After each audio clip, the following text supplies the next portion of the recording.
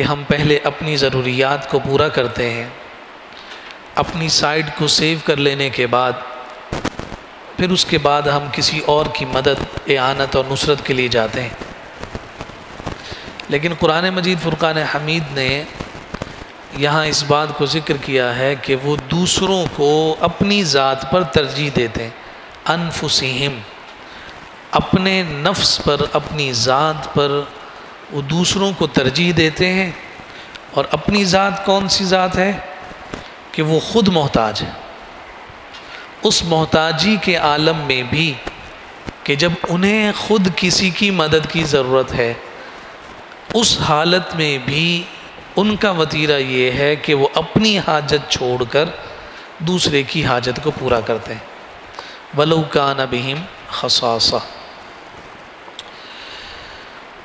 یہ آیت مبارکہ چونکہ سورہ حشر میں ہے، اور اس سورہ حشر میں اللہ رب العزت نے ابتدائیہ میں مال فے کے احکامات ذکر کیے تھے کہ جب قبیلہ بنو نضیر کو حضور علیہ الصلوۃ والسلام نے یہ حکم صادر فرما دیا تھا کہ تم اپنی سرزمین کو خود چھوڑ دو، چونکہ تم اپنی چال بازیوں سے اور سازشوں سے باز نہیں آ رہے، اور اگر ایسا نہ کیا تو پھر ہمیں تم سے جنگ کر کے یہ علاقہ تم سے جدا کروانا ہوگا۔ تو مسلمان اس وقت ایک طاقت بن چکے تھے، مسلمانوں کا ایک وقار قائم ہو چکا تھا، بدر و احد اور خیبر جیسے معرکے بھی لڑے جا چکے تھے۔ تو اس صورت میں قبیلہ بنو نضیر کے افراد نے یہی بہتر جانا تھا کہ وہ مسلمانوں سے لڑنے کی بجائے اپنا سامان جتنا انہیں میسر آئے وہ اٹھائیں اور چلتے بنے۔ جب علاقہ خالی ہوا تو ظاہر سی بات ہے کہ مالدار قبیلہ تھا، جتنا کچھ وہ لے جا سکتے تھے انہوں نے لے جانے کی کوشش کی، یہاں تک کہ مفسرین نے ذکر کیا کہ ان کے گھروں کی چھتوں میں جو انہوں نے لکڑی کے تیرے ڈال رکھے تھے اور لوہے کے گارڈر بنا رکھے تھے، انہوں نے وہ تک اکھاڑ کر لے جانے کی کوششیں کیں، اور جس پر قرآن نے اپنے انداز میں ان پر تعجب بھی کیا کہ ہے یہ انسان کی زندگی، یہی ہے انسان کی زندگی کہ ساری زندگی اسی گھر کو بنانے میں لگے رہے، لیکن جب اپنی سازی فطرت سے باز نہ آئے تو یہ امتحان آیا کہ اپنا گھر اپنے سر پر اٹھا کر چل دیے۔ تو اس علاقہ سے مسلمانوں کو کچھ مال میسر آیا تھا۔ اس مال کے میسر آنے پر جب تقسیم کا موقع آیا تو آقا کائنات صلی اللہ علیہ وآلہ وسلم نے صحابہ کو طلب فرمایا،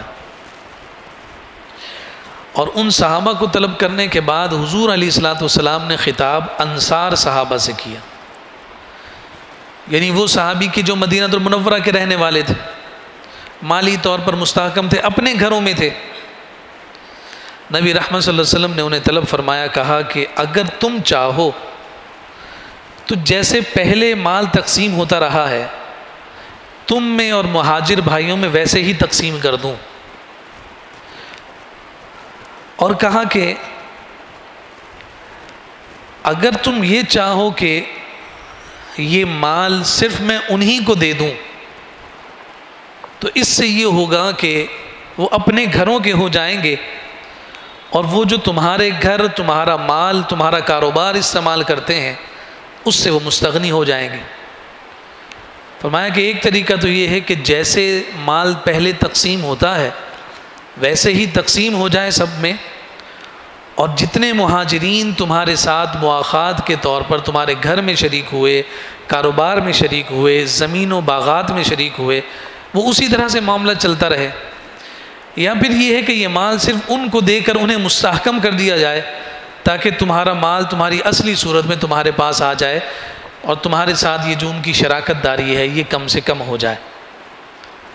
تو اس کے جواب میں انصار جو مدینہ کے رہنے والے ہیں انہوں نے حضور علیہ الصلوۃ والسلام کی خدمت میں عرض کیا، اللہ اکبر، کہ یا رسول اللہ صلی اللہ علیہ وسلم آپ یہ مال بھی مہاجرین میں تقسیم فرما دیں، اور جو مکانات اور جو مال ہمارا پہلے ان کے پاس ہے وہ بھی انہی کے پاس رہنے دیں۔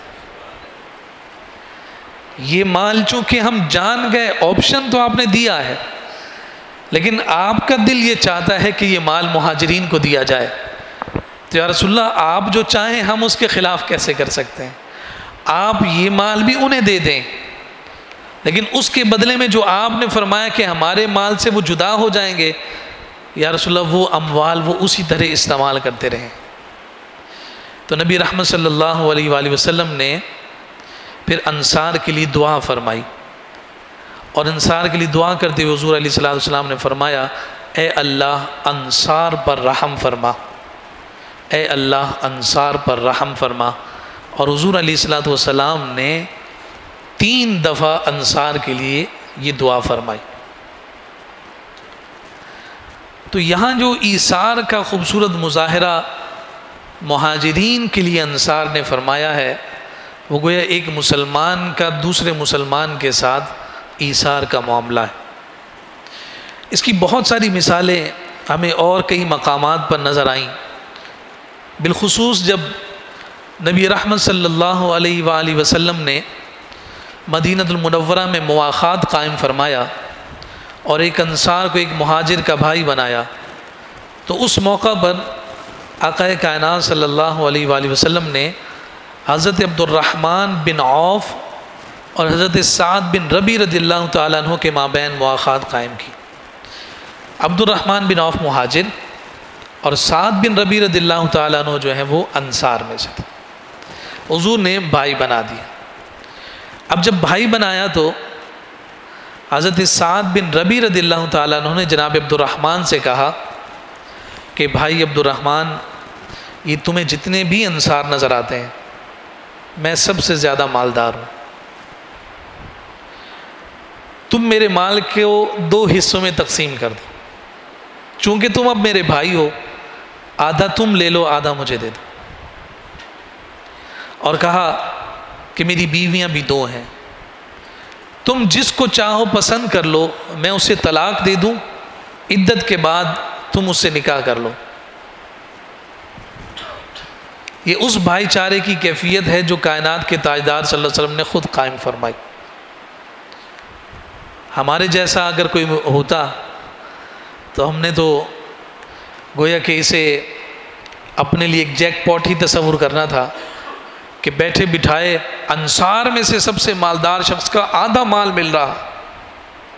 لیکن قربان جائیے، اس دنیا کی بے رغبتی میں اپنے عروج پر فائز عبد الرحمن بن عوف رضی اللہ تعالیٰ عنہ، انہوں نے اپنے بھائی سعد بن ربی سے کہا کہ تم نے اپنی محبت کا اظہار کر دیا، تم نے اپنے جذبات کا مجھ سے اظہار کر دیا، میں اس پر تمہارا شکریہ ادا کرتا ہوں، اب مجھے اپنی تربیت کا بھی اظہار کرنے دو۔ فرمایا کہ مجھے نہ تمہارے مال کی ضرورت ہے، نہ مجھے تمہاری کسی زوجہ سے نکاح کرنا ہے، بس تم اتنا کر دو، مجھے بازار کا رستہ دکھا دو۔ اس بے نیازی کی برکت امام بخاری نے اسے کتاب مناقب میں ذکر کیا ہے کہ اس بے نیازی کی برکت کا عالم یہ تھا کہ چند ہی سال گزرے، اب عبد الرحمن بن عوف رضی اللہ تعالیٰ عنہ وہ تھے جو اپنے مہاجر صحابہ میں سب سے زیادہ مالدار ہو گئے تھے۔ جو انصار بھائی وہ انصاریوں میں سب سے زیادہ مالدار ہو گئے، اور جو مہاجر بھائی تھے وہ مہاجرین کے صف میں سب سے زیادہ مالدار ہو گئے۔ اور پھر وہ انصاری صحابی جو انہیں اپنی زوجہ نکاح میں دینا چاہتے تھے، ان کی مال کی برکت کا یہ عالم ہوا کہ خود ہی ایک باکرہ اور نوجوان انصار خاتون سے آپ کا نکاح ہو گیا۔ تو یہ مظاہر ہمیں اپنی تاریخ میں نظر آئے ہیں۔ یہ تو اس ایثار کے ضمن میں، اور یہ جو آیات جس موقع پر نازل ہوئیں اس کے ضمن میں یہ باتیں ہمارے سامنے آئیں، لیکن بالاختصاص یہ جو آیت کا جز میں نے آپ کے سامنے تلاوت کیا ہے، وَيُؤْثِرُونَ عَلَىٰ أَنفُسِهِمْ وَلَوْ كَانَ بِهِمْ خَصَاصَةٌ، اس کا شان نزول انتہائی عظیم اور انتہائی شاندار ہے، اور اسے بھی امام بخاری نے اپنی صحیح میں اپنی کتاب المناقب میں ذکر فرمایا۔ آیت کب نازل ہوئی؟ یہ کلمات کس کے لیے اختصاص رکھتے ہیں؟ کس واقعے کی جانب اشارہ کرتے ہیں؟ کون ہے ایسا شخص کہ جو اپنی محتاجی کو بھول جائے، مسلمان بھائی کی محتاجی دور کرنے میں لگ جائے؟ اس سے روایت کیا ہے حضرت سیدنا ابو ہریرہ رضی اللہ تعالیٰ عنہ نے. وہ کہتے ہیں کہ ایک شخص حضور کی خدمت میں حاضر ہوا اور اس نے اپنے بھوکا ہونے کی شکایت کی کہ مجھے بھوک لگی ہے، کھانے کو کچھ نہیں، میں فاقے کی حالت میں ہوں. ایک شخص کا تذکرہ کیا کہ ایک شخص حضور کے پاس آیا اور اس نے اپنے بھوکا ہونے اور اپنے پیاسے ہونے کی شکایت کی کہ مجھے کھانے کو کچھ عنایت فرمائیے. شارحین کہتے ہیں کہ ابو ہریرہ جس شخص کی بات کر رہے ہیں وہ شخص وہ خود ہیں. جب اشارے میں بات کی جاتی ہے نا کہ فلاں یوں ہوا، تو آپ نے بھی اس روایت کو ذکر کیا کہ ایک شخص حضور کے پاس آیا. شارحین کہتے ہیں کہ جو آنے والا تھا وہ کوئی اور نہیں، حضرت ابو ہریرہ خود تھے کہ حضور علیہ الصلوۃ والسلام کی بارگاہ میں وہ شکایت لے کر آئے، یا رسول اللہ بھوکا ہوں، کوئی انتظام فرما دیجیے. قربان جائیے وہ کریم لجپال، کسی کو خالی نہیں لوٹاتے. یہ وہی کریم لجپال ہیں کہ جنہیں اللہ رب العزت نے فقر اختیاری عطا فرمائی، ورنہ تو ساری کائنات کی دولت آپ کے ہاتھوں میں ہے. آپ نے فقر کو ایسے اختیار فرمایا کہ غزوہ خندق کے موقع پر اگر صحابہ نے اپنے پیٹ پر بھوک کی وجہ سے ایک پتھر باندھ رکھا تھا تو ناقہ کائنات صلی اللہ علیہ وسلم نے اپنا شکم برہنہ کر کے دکھایا کہ میں نے 2 پتھر باندھ رکھے. لیکن اگر کوئی بھوکا آیا ہے تو حضور علیہ السلام نے نوازا. ابو ہریرہ رضی اللہ تعالیٰ عنہ کہتے ہیں کہ حضور علیہ السلام نے اس شخص کے بارے میں ایک صحابی کو حکم دیا کہ جاؤ میرے گھر، ازواج کے پاس جاؤ، ان کی ماؤں کے پاس جاؤ اور گھر پر اگر کچھ ہو تو لے آؤ. وہ صحابی گئے اور واپس آ کر عرض کی، یا رسول اللہ ساری ازواج کے حجروں سے ہو کر آیا ہوں، سب یہ ارشاد فرما رہی ہیں کہ گھر میں پانی کے علاوہ کوئی اور چیز نہیں. پھر حضور علیہ السلام نے مجلس میں اعلان فرمایا، ہے کوئی جو میرے اس بھائی کی اور میرے اس صحابی کی دلجوئی کرے، جسے آج کھانا کھلائے، اس کی ضیافت کرے، جس پر اللہ رب العزت اس پر اپنا کرم فرمائے، دعائیں دے. تو اس وقت فرمایا کہ ایک صحابی بیٹھے تھے، اس پر اختلاف ہے کہ وہ کون سے صحابی تھے. بعض نے کہا کہ وہ ابو طلحہ تھے، زید بن سہیل ان کا نام ہے، اور یہ انس بن مالک رضی اللہ تعالیٰ عنہ کے سوتیلے والد ہیں. آپ کے والد جو ہیں انس بن مالک کے جو والد ہیں وہ مالک بن نضر ہیں، وہ ایمان نہیں لائے تھے. پھر اس کے چلے جانے کے بعد دنیا سے سیدہ ام سلیم نے دوسرا نکاح کیا تھا ابو طلحہ سے، جو زید بن سہیل کہلائے. بعض شارحین نے کہا کہ جنہوں نے حضور کی خدمت میں عرض کی نا کہ یا رسول اللہ یہ صحابی مجھے دے دیں، میں ان کا انتظام کرتا ہوں، وہ ابو طلحہ تھے. انہوں نے لیا، گھر آ کر بٹھا کر اپنی اہلیہ سے کہا کہ اس طرح سے میں مہمان لے آیا ہوں اور مہمان بھی رسول کی بارگاہ سے لایا ہوں، اسے اب بھوکا تو واپس نہیں بھیج سکتے، کھانے کا انتظام کرو. تو آپ کی اہلیہ سیدہ ام سلیم نے جواب میں کہا کہ شوہر نامدار کھانا اتنا ہی ہے، یا تو مہمان کو کھلائیں یا اپنے بچوں کو کھلائیں، یا مہمان کو کھلائیں یا اپنے بچوں کو کھلائیں، اتنا ہی ہے، اس سے زیادہ نہیں. اب قربان جائیے جناب ابو طلحہ جو حضور کی بارگاہ سے فیض لینے والے. یہ بھی ممکن تھا کہ وہ کہتے کہ چلو یہ اپنے بچوں پر ہم خرچ کرتے ہیں، ان کا انتظام کسی اور سے، آپ حضور سے معذرت کر لیتے. کس میں اتنی سکت اور طاقت ہو کہ وہ حضور سے جا کر معذرت کرے کہ یہ کام جو آپ نے میرے ذمہ لگایا یہ میں پورا نہیں کر سکتا. اب انہوں نے جو تدبیر فرمائی وہ تدبیر اس آیت کے نازل ہونے کا سبب بنی. تو فرمایا کہ آپ ایسا کریں کہ جو بچے ہیں انہیں بہلا پھسلا کر سلا دیں. بچوں کو بھوکا سلا دیا. اب کہنے لگیں کہ اب کھانا اتنا ہی ہے کہ اگر آمنے سامنے بیٹھ کر کھائیں گے اور آپ نے والے توڑیں گے تو وہ بھوکا رہ جائے گا جو مہمان آیا. تو حضرت ابو طلحہ نے جواب میں کہا کہ اس کی تدبیر بھی میرے پاس ہے. تم جیسے ہی کھانا لگا دینا چراغ سیدھے کرنے کی آڑ میں کہ میں گویا کہ چراغ سیدھا کر رہی ہوں، جا کر اسے بجھا دینا. اور انہوں نے ایسا ہی کی. پورا واقعہ بخاری شریف میں موجود ہے. یہ کوئی داستان نہیں ہے، یہ حقیقی واقعہ ہے جو شہر نبی میں مصطفیٰ کے دور میں پیش آیا. حضرت ابو طلحہ سامنے بیٹھ گئے، جناب ابو ذر غفاری ابو ہریرہ رضی اللہ تعالیٰ عنہ کھانا کھانے لگے، اور حضرت ابو طلحہ ان کے سامنے گویا کہ ایسا ہی فیل کروا رہے ہیں جیسے وہ خود بھی کھانا تناول کر رہے ہیں. کھانے کی جانب ہاتھ بھی بڑھاتے ہیں، اس ہاتھ کو منہ کی جانب بھی لے جا جاتے ہیں، خالی منہ کو چباتے بھی ہیں کہ اندھیرے میں انہیں یہی محسوس ہو کہ ان کے ساتھ میں بھی کھانا کھا رہا ہوں. جب مہمان سیر ہو گئے، صبح حضور کی خدمت میں حاضر ہوئے، ایسے ہی لگتا تھا کہ کائنات کے تاجدار اسی عظیم صحابی کا انتظار کر رہے تھے. حضور کی آنکھوں میں رونق تھی، حضور کی آنکھیں چمک رہی تھیں، چہرے پر مسکراہٹ تھی. اور آقا کائنات صلی اللہ علیہ وسلم نے جب اس صحابی کو آتے ہوئے دیکھا تو نبی رحمت صلی اللہ علیہ وسلم نے فرمایا، تم نے رات کو جو عمل کیا ہے اللہ کو اتنا پسند آیا ہے کہ میرا رب ذوالجلال مسکرا رہا تھا. خود بھوکے، اولاد بھوکی. وَيُؤْثِرُونَ عَلَىٰ أَنفُسِهِمْ وَلَوْ كَانَ بِهِمْ خَصَاصَةٌ، خود پر دوسروں کو فوقیت دیتے ہیں، اگرچہ خود بھوکے ہیں، خود محتاج ہیں، فاقے میں ہیں، لیکن اوروں کا پیٹ بھر رہے. یہ مزاج شریعت ہے، یہ مزاج دین ہے. چونکہ یہ شریعت اور دین انہی صحابہ کی برکت سے ہم تک پہنچی ہے. شریعت کا مزاج یہ ہے.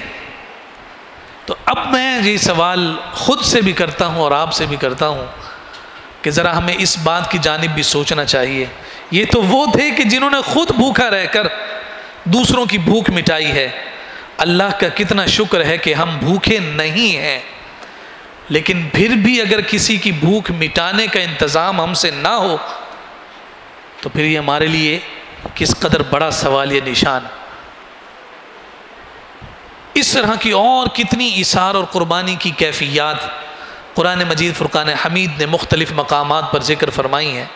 اور پھر نبی رحمت صلی اللہ علیہ وآلہ وسلم نے اس عمل کو، یعنی جو اوروں کی داد رسی ہے، انسان اپنی تو داد رسی کرتا ہی ہے، اپنی ضرورت کو تو پورا کرتا ہی ہے. یہ جملہ بھی بڑا عجیب ہے. یہ جملہ بھی بڑا عجیب ہے کہ جب ہم کسی کو الوداع کہتے ہوئے کسی مہمان کو، کسی دوست کو، کسی بھائی کو کہیں رخصت کرتے ہیں، کوئی مہمان ہمارے گھر آیا ہوتا ہے تو اسے جب رخصت کر رہے ہوتے ہیں یا کال پر کسی سے ہم بات کر رہے ہوتے ہیں تو بات کا اختتام ان جملوں پر ہوتا ہے کہ اپنا خیال رکھنا. کون ہوگا ایسا شخص کہ جو اپنا خیال نہ رکھتا ہو؟ یہ رسمی جملے جو ہمارے مزاج میں داخل ہو گئے، اس نے وہ جو اصل تھی ہمیں اصل سے رسم کی جانب منتقل کر دی. کون ہے جو اپنا خیال نہ رکھتا ہو؟ دعا تو یہ ہو کہ آپ کہیں کہ اپنے جیسا اپنے بھائیوں کا بھی خیال رکھنا، ان کی ضرورت کو بھی پورا کرنا. یہ تو نصیحت بنتی ہے. لیکن وہ کہیں کہ اپنا خیال رکھنا، کون ہے جو اپنا خیال نہ رکھے؟ تو نبی رحمت صلی اللہ علیہ وآلہ وسلم نے بہت سارے مقامات پر اس بات کی ترغیب ارشاد فرمائی کہ اگر کسی مسلمان کو تمہاری مدد اور حاجت کی ضرورت پیش آ جائے، چاہے مال کے طور پر، چاہے تمہارے عمل کے طور پر یا کسی بھی اعتبار سے، تو اپنے آپ کو اس میں مشغول اور مصروف کرنا. رات تک کے جو اعداد و شمار ہیں اس کے مطابق ہمارے ملک پاکستان کے 3 کروڑ لوگ اس وقت بے گھر ہو چکے ہیں. 3 کروڑ لوگ بے گھر ہو چکے ہیں، جن کے گھر، جن کی چھتیں اب ان کے سروں پر نہیں رہیں. پانی واپس جانے کا نام نہیں لے رہا، آسمان مزید برستا ہی چلا جا رہا. ہر علاقے میں رین ایمرجنسی لگی ہوئی. آج تیسرا دن ہے کہ تمام قسم کے تعلیمی ادارے تک بند ہیں. جن کے سروں سے چھتیں اڑ گئیں، جن کے جانور پانی میں بہہ گئے، جن کے بچے رات کو سوتے ہوئے سیلاب اپنے ساتھ لے کر چلا گیا، وہ اس وقت کس قدر کرب، کس قدر آزمائش اور کس قدر کیفیت میں ہے. ایک لمحے کے لیے گزارا کیجئے، سخت گرمی میں رات کو لائٹ چلی جائے اور جنریٹر چلنے سے انکار کر دے، پوری رات ہم پر تو جو گزرتی ہے، بچوں کی کرب کو پوری رات محسوس کر کے کیسے کہ الیکٹرک کو دعائیں دیتے ہیں، وہ ماں باپ ان پر کیا گزر رہی۔ اور یہ جو 3 کروڑ کا اعداد و شمار ہے، یہ تو جب اب پانی اترے گا اور اس کے بعد گھروں میں مٹی سے دبے ہوئے لاشیں نکلیں گے، بہتی ہوئی لاشیں اپنے بچوں کی، اپنے گھر والوں کی جب لوگ پکڑ کر انہیں پہچان رہے ہوں گے، پھر جا کر اندازہ ہوگا کہ کتنا بڑا نقصان ہوا ہے، یہ کتنی بڑی آزمائش ہم پر آئی۔ اللہ رب العزت کا لاکھ لاکھ لطف احسان اور کرم ہے کہ ہم بغیر کسی آزمائش اور ابتلا کے یہاں بیٹھے ہیں، لیکن سوچنا یہ ہے کہ کیا درد ہم محسوس کر رہے ہیں۔ اسباب جو بھی ہوں اس پر ایک پوری بحث ہو سکتی ہے کہ آخر اس آزمائش کے اسباب کیا ہیں۔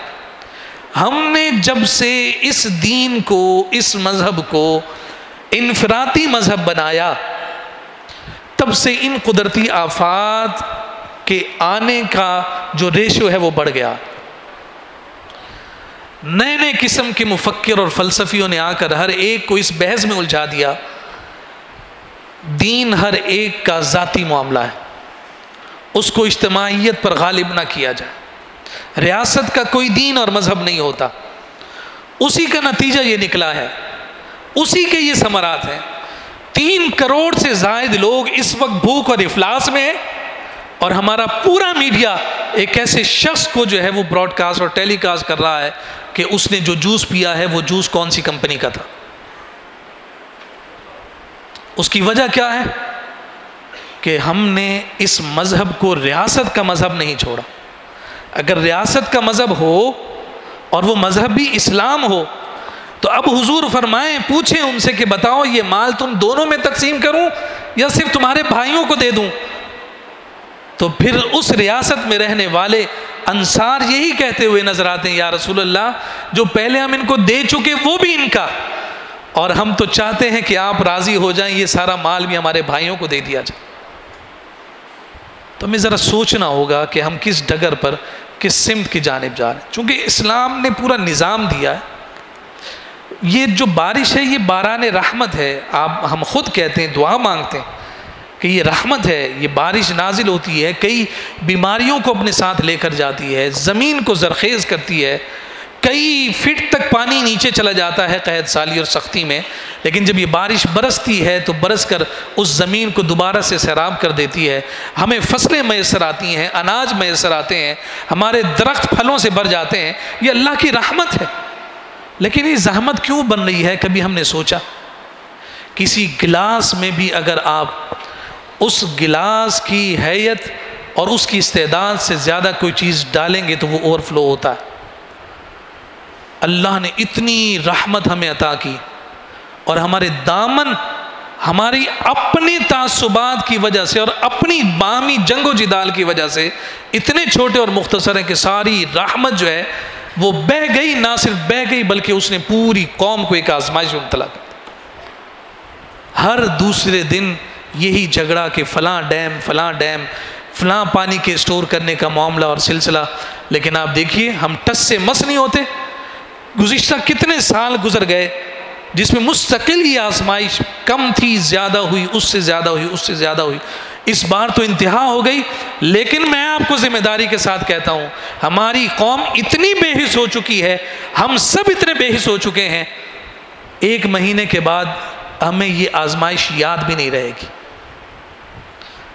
دنیا بے تاب و بے قرار بے چین زندگی گزار رہی ہوگی، ہمیں اس سے کوئی سروکار نہیں ہوگا، میڈیا ہمیں کسی اور رستے پر ڈال دے گا، ہماری بحث و ابحاث دوسری طرف چلی جائے، اور اس کا نتیجہ ہم کہتے تو ہیں کہ ہم زندہ قوم ہیں، واللہ ہم مردہ قوم۔ وہ قوم ہی کیا کہ جس قوم میں احساس ہی بیدار نہ ہو، اس قوم میں کسی قسم کے احساس کا جذبہ ہی نہ ہو، اس کو خبر ہی نہ ہو کہ میرے پڑوس میں کیا گزر رہا ہے۔ کیا پڑوس صرف اسی کو کہا جاتا ہے کہ جو پڑوسی صرف دیوار کے ساتھ جس کا گھر ہو، پڑوسی اسی کو کہتے ہیں؟ ملک بھی ایک دوسرے کے پڑوسی ہوا کرتے ہیں، صوبے بھی ایک دوسرے کے پڑوسی ہوا کرتے ہیں۔ آج ہم اگر بڑے شہر میں بیٹھ کر اپنی ٹوٹی ہوئی سڑکوں پر جو ہے یوں سمجھیے کہ بین کرتے ہوئے نظر آتے ہیں، آنسو بہاتے ہوئے نظر آتے ہیں. ہم ٹوٹی سڑکوں پر بین کر رہے ہیں. ذرا سوچئے تو صحیح کہ جن کے گھر ہی اجڑ گئے ان کا حال کیا. اللہ رب العزت ہمیں اس فکر کو سمجھنے کی توفیق عطا فرمائے. میں چند ایک روایات اس ضمن میں عرض کرنا چاہتا ہوں. نبی رحمت صلی اللہ علیہ وآلہ وسلم نے جو امت مسلمہ کا جو درد ہے اس درد کو اپنے انداز میں ذکر فرمایا المسلم اخو المسلم. مسلم شریف کی حدیث مبارکہ ہے. فرمایا کہ المسلم اخو المسلم، مسلمان بھائی کا بھائی ہے. لا یظلمہ ولا یسلمہ. فرمایا کہ نہ اس پر وہ ظلم کرتا ہے اور نہ ہی اسے بے یار و مددگار چھوڑتا ہے. مسلمان کا بھائی ہے، اپنے مسلمان بھائی کو تکلیف میں پھیر کر آنکھیں بند نہیں کر لیتا، اسے بے یار و مددگار نہیں چھوڑ دیتا. اس انتظار میں نہیں رہتا کہ مجھ پر آزمائش آئے گی تو پھر میں دیکھوں گا. اس آزمائش میں نہیں رہتا، اس انتظار میں نہیں رہتا کہ چونکہ یہ میری قوم کا نہیں، میری نسل کا نہیں، میری زبان کا نہیں، اب بھوکتے ہی یہ، پھر یہ آزمائش ہم پر بھی آ سکتی تھی. جن کے پاس اس وقت پانی آیا ہے وہ میلوں دور کا سفر کر کے آیا ہے. ہمارے پاس چند میل پر پورا سمندر موجود ہے اور وہ ہم سے اونچائی پر کھڑا ہے. یہ تو رب کی قدرت نے اسے روک رکھا ہے. ادھر کن کا حکم ہو تو ہم صفحے ہستی سے مٹ جائیں. کیا ہم اس دن کے انتظار میں ہیں کہ تب رب کو پکاریں گے؟ آقا کائنات صلی اللہ علیہ وسلم نے فرمایا کہ بے یار و مددگار مسلمان اپنے مسلمان بھائی کو نہیں چھوڑتا. اور آگے جو حضور کے جملے ہیں فرمایا وَمَنْ كَانَ فِي حَاجَةِ أَخِيهِ كَانَ اللَّهُ فِي حَاجَتِهِ. فرمایا کہ جو شخص اپنے بھائی کے کام میں لگ جاتا ہے، یعنی اس کی محتاجی کو دور کرنے میں لگ جاتا ہے، كَانَ اللَّهُ فِي حَاجَتِهِ، اللہ رب العزت اس کی حاجت کو دور کرنے میں مصروف ہو جاتا. اور پھر آقا کائنات صلی اللہ علیہ وسلم نے فرمایا وَمَنْ فَرَّجَ عَنْ مُسْلِمٍ كُرْبَةً فرج اللہ عنہ قربتاً من قربات یوم القیامہ. فرمایا کہ جو کوئی اپنے مسلمان بھائی کی تکلیف دور کرتا ہے اللہ رب العزت قیامت کے دن اس کی تکالیف کو دور فرما دے گا. یہ حضور کی رغبت ہے ہم سب مسلمانوں کے لیے. ایک اور مقام پر نبی رحمت صلی اللہ علیہ وآلہ وسلم نے تو یہاں تک ذکر فرمایا، صحابہ کو حضور نے منع کیا کہ رستے میں نہ بیٹھو. یا رسول اللہ اور کہیں بیٹھ کر آپس میں گفتگو کرنے کی جگہ ہی نہیں ہے. تو حضور علیہ السلام نے فرمایا کہ اگر بیٹھنا ہی ہے تو پھر رستے کا حق بھی ادا کرو. تو حضور نے 4 حق ارشاد فرمائے کہ رستے میں بیٹھو تو پہلے اس کا حق ادا کرو. اس میں ایک فرمایا اغیث المظلوم، کہ تم رستے میں بیٹھے ہو اور کوئی تمہارے پاس داد رسی کے لیے آ جائے اور تم سے مدد چاہے تو فرمایا کہ تم اس کی مدد کرو، یہ رستے کا حق ہے. اللہ رب العزت ہم سب کے حال پر لطف و کرم فرمائے. ایک دعائے انس ذکر کی گئی ہے کتب احادیث میں، میں وہ عرض کرنا چاہتا ہوں، بات کو مکمل کرتا ہوں. ممکن ہے کہ 1-2 منٹ ہمارے اوپر ہو جائیں. یہ حضرت انس بن مالک رضی اللہ تعالیٰ عنہ حضور کے خادم خاص ہیں. آقا کائنات صلی اللہ علیہ وسلم نے انہیں بالخصوص یہ دعا تعلیم فرمائی تھی. اسے علامہ جلال الدین سیوطی نے اپنی جمع الجوامع میں ذکر فرمایا. شیخ محقق شیخ عبداللہ محدث دہلوی رحمۃ اللہ تعالیٰ علیہ نے باقاعدہ اس پر پوری شرح فرمائی اس دعا پر. اس کا واقعہ بھی پھر انہوں نے خود ہی ذکر فرمایا. علامہ سیوطی نے کہا کہ حضرت انس بن مالک رضی اللہ تعالیٰ عنہ جن کی عمر 100 سال ہوئی، تو حضور جب مدینہ تشریف لائے تھے تو اس وقت ان کی عمر تھی 10 سال. اس کا مطلب ہے کہ آپ کا ٹینیور عمر کا دورانیہ جو ہے وہ حضور کے بعد بھی کافی رہا، یعنی حضور کے بعد بھی 80 سال کے قریب آپ بقید حیات رہے. حجاج بن یوسف کا دور دیکھا، ایک نام کے جو ظلم کا استعارہ، قہر کا اور جبر کا استعارہ ہے، حجاج بن یوسف اس کے دربار میں موجود ہے.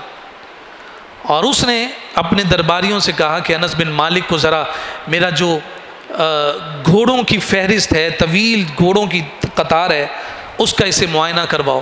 400 گھوڑے دکھائے گئے. اور پھر اس کے بعد اس نے استہزاء کرتے ہوئے کہا کہ کیا ایسے شاندار گھوڑے تم نے کبھی رسول کائنات صلی اللہ علیہ وسلم کے دور میں بھی دیکھے تھے؟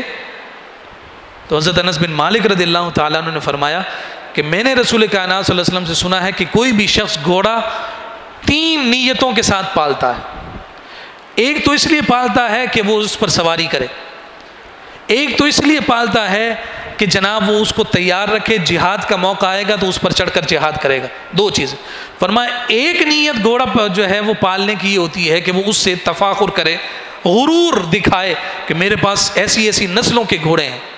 اور وہیں حجاج بن یوسف کے سامنے کہہ رہے ہیں یہ جو 3 قسمیں میرے رسول نے فرمائی ہیں نا، تو تیسری قسم میں سے تم مغرور شخص۔